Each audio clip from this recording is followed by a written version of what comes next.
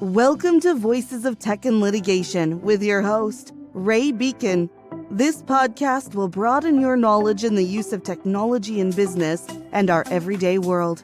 You can find this show on all the major platforms, including YouTube, LinkedIn, Facebook, Apple Podcasts, Spotify, and on our website, chorusconsulting.net. Now here's the host of Voices of Tech and Litigation, Ray Beken.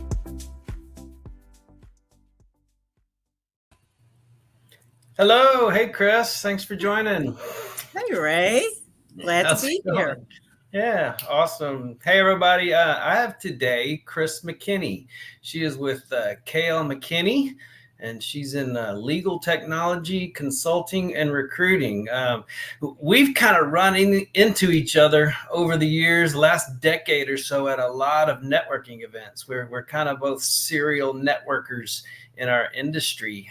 See each other at a lot of different bar events, like state bar type events, at bars sometimes, and then also at Women in E-Discovery, which I think Khrys is pretty involved in. So we've seen each other around town and around the state here in Texas, just in our networking opportunities. And she's got a relationship with our company as well, with Chorus Consulting, and knows some of the project managers that I work with. So I guess the first thing, I don't want to steal any thunder. I want Khrys to kind of introduce herself, tell a little bit about her background and what she does. She's been in business since 2002. Take it away, Khrys. Wow. Yeah, I have been in this in business since 2002. I've been in the e-discovery space much longer than that. Definitely over 30 years. I kind of lost count a bit ago. But my beginnings were in one of the big AmLaw 100 law firms. We were actually the fourth largest law firm in the country at the time. And I left there after about 18 years and started consulting practice with a few friends, and we very quickly had clients that wanted to keep our team members on their staff after the project, and asked if they could hire them. And some of those folks were actually, most of those folks were contractors at the time. So I literally fell into the staffing business at that point by providing those employees to clients. So since that time, I've been sort of moving back and forth between recruiting and consulting in the legal technology space. I've worked in e-discovery. I've worked on document management systems. I've been responsible for support groups, technology support groups, technology training. I have led e-discovery projects and led e-discovery project teams. I've dabbled in a lot of legal technology over the years. And so my recruiting clients come to me because they know that I understand the depth of exposure that a candidate has in a particular discipline and can find good folks for them pretty quickly. In the last 2 years, some of those clients have started to reach out to me and to ask for help finding lawyers and paralegals. So that has been added to our provision, where we use technology at the center of everything that we do. So as I look for lawyers, I look for lawyers pretty much based on the technologies that they use. It makes it a fun search, and I get to meet a lot of people and thus do all the networking where I've had the chance to run into you, Ray. And Right. It's been a fun 30 years. Yeah. So I've been in the industry since '94. So we've got a very similar time frame in the industry. It's changed a lot, so we've had to change with the times. I remember the old pushing boxes of paper around, and those days are not totally gone, but pretty much gone for most of the industry. What technical skills are you finding most marketable for your clients right now when they're coming to you at this time? Ooh, wow. That really depends on That depends on the organization and, sort of where they are on the technology maturity scale. It also depends on, gosh, whether they're in-house or law firms or legal software companies or service providers. But, the hottest technology that everybody is interested in right now is AI, right? Yep. Generative AI. We've Yep. been using, predictive coding, technology assisted review, TAR solutions in e-discovery for years, which is probably the technology that is most prevalent in the, for your litigation audience. But you know I have found that most recently, although there are sort of the standard players out there, like the relativities of the world, I've seen a lot more requests for people to have exposure to uh, relativity adjacent tools, like the analytics tools that are out there, the data collection and processing solutions. I've seen a rise in interest in folks that know how to use anonymization tools. Um, I don't know, there's a lot going on in legal operations.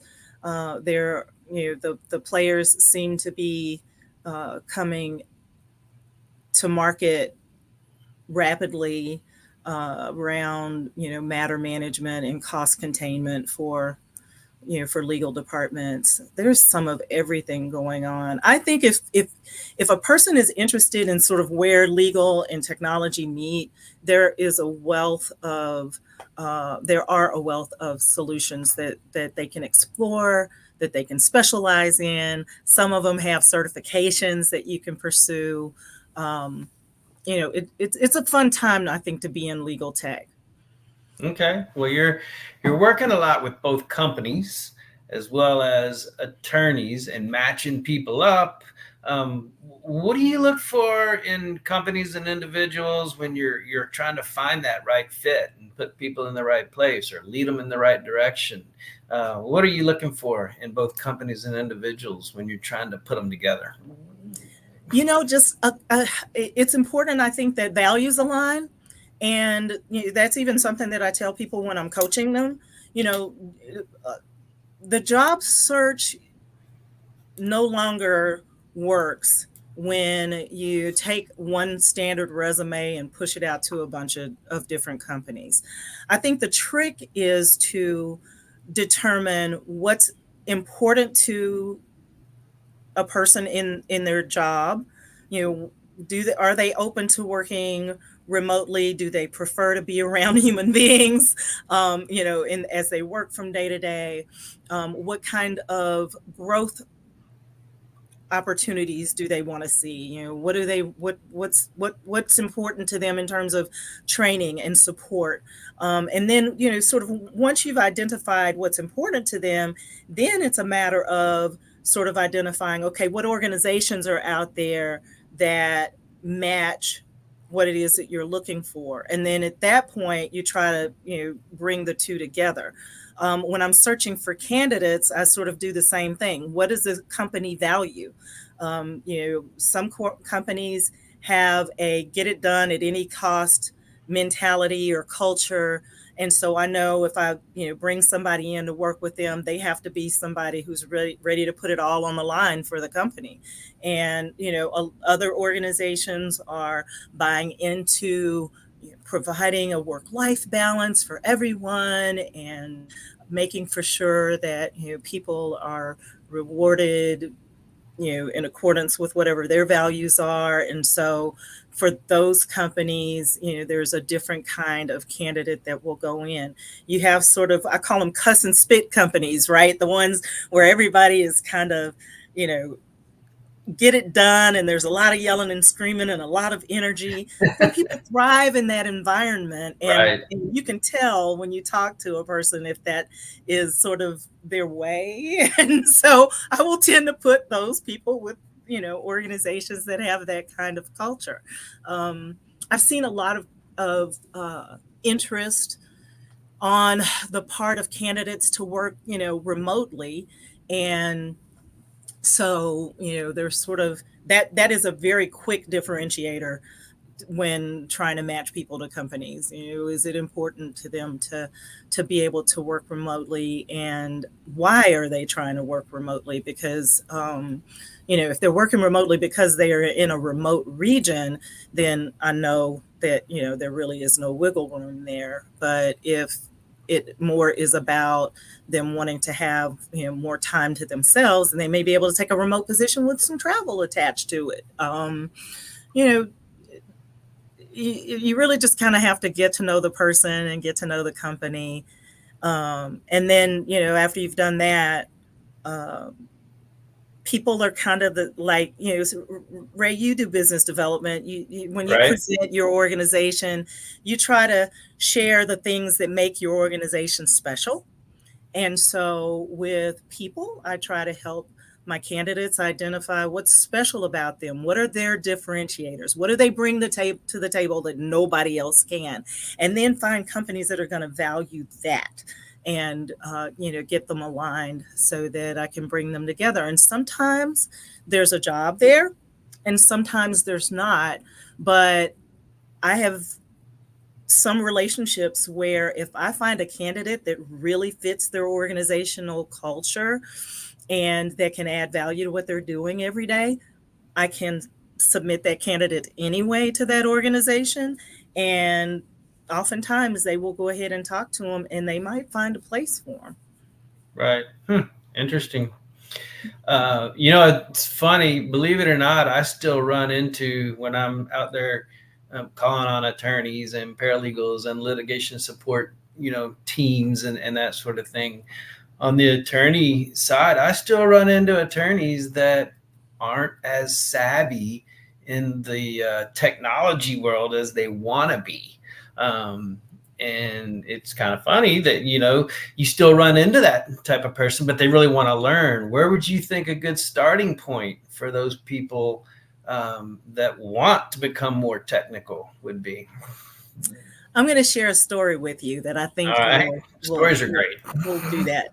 There was a paralegal who worked for maybe a mid-sized law firm, and this paralegal wanted to move into e-discovery, but she had only had exposure to e-discovery tools that were sort of lower end and not really industry standard for big law.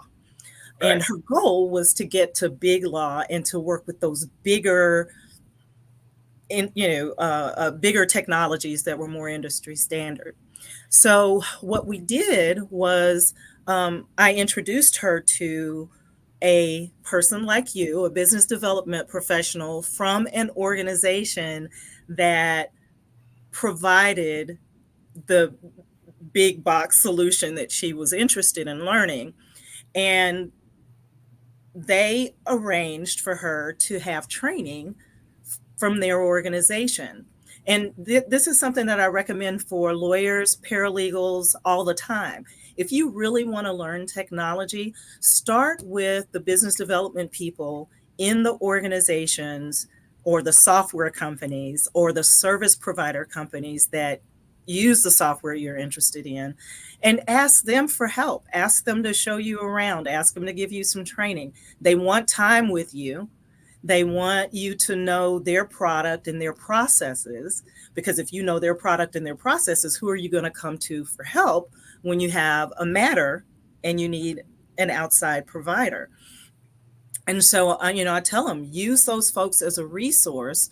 They're going to want to help you. You're going to get what you want in terms of training, and,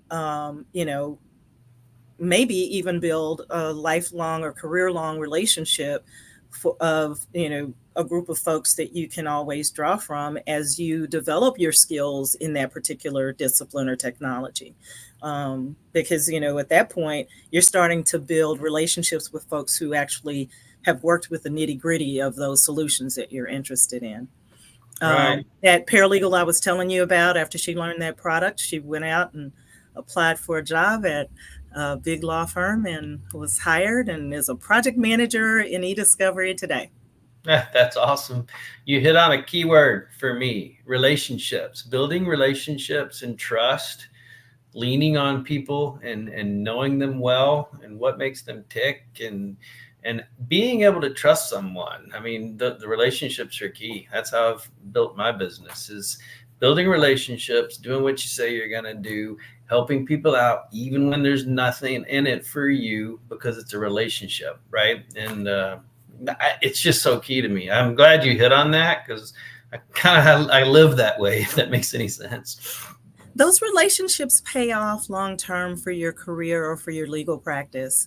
You know, I had a relationship, a friend that I established over years. When we worked together to put together I guess a consortium of folks in oil and gas who were interested in legal operations technologies, right? And we would bring this group of people together every quarter, and we would all kind of talk about, what was working, what wasn't working, sort of share ideas about the technologies that were out there. And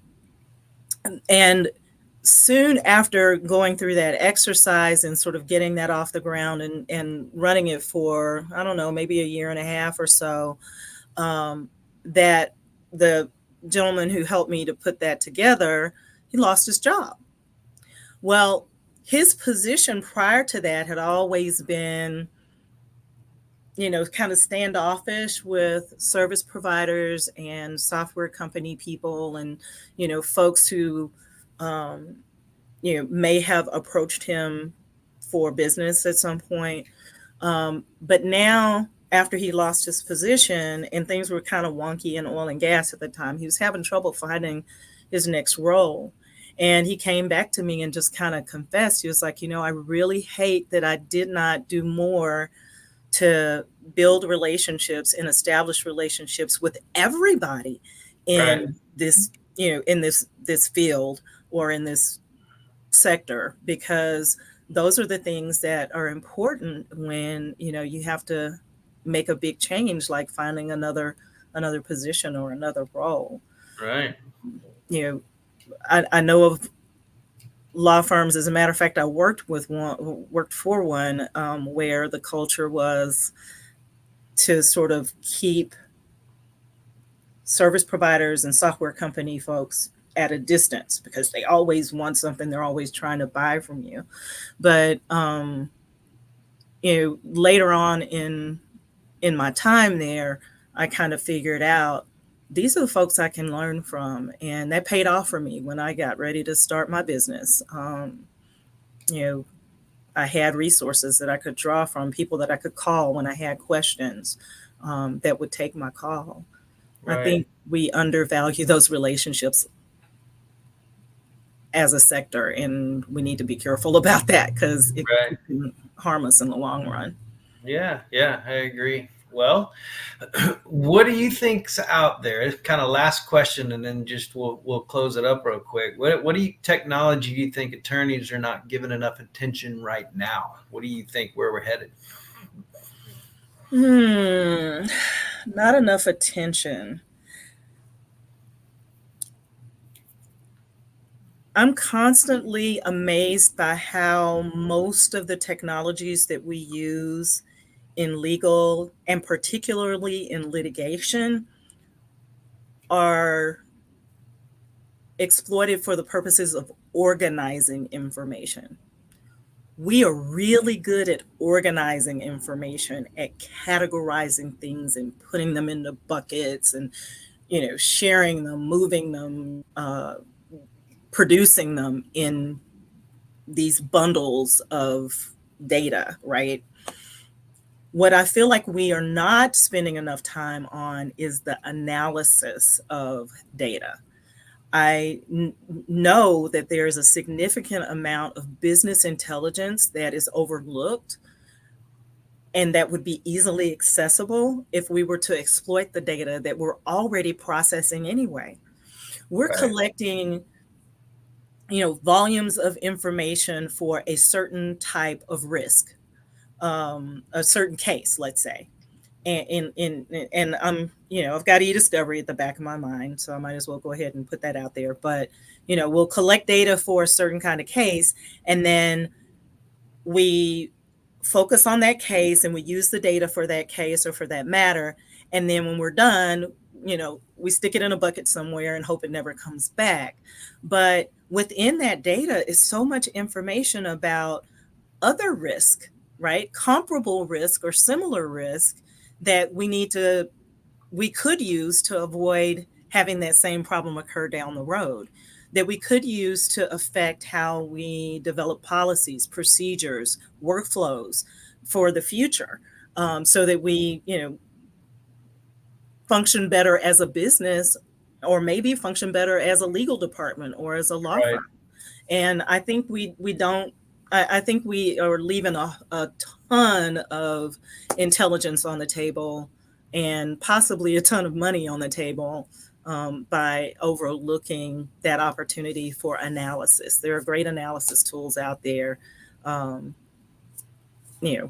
generic analysis tools for even e-discovery. You can use the ones built into the software products you're already using and not necessarily spend anything more, but, dive into that data.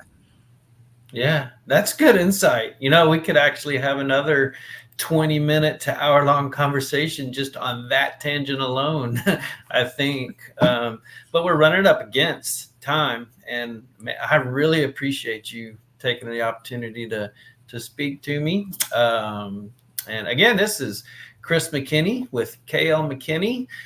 She does legal technology consulting and recruiting, and I'm Ray Beken with Chorus Consulting, forensics and e-discovery, IT. Really, we do quite a bit as well. And Khrys and I have had a good relationship for the last 10 years. Again, I really do appreciate your time. Thanks for having me, Ray. It's fun. Okay. All right, we'll talk to you later. Bye. Bye-bye. You've been tuning into Voices of Tech and Litigation with your host, Ray Beken. You can find this show on all the major platforms, including YouTube, LinkedIn, Facebook, Apple Podcasts, Spotify, and on our website, chorusconsulting.net. Thank you for your positive reviews, comments, questions, and for sharing this show with others.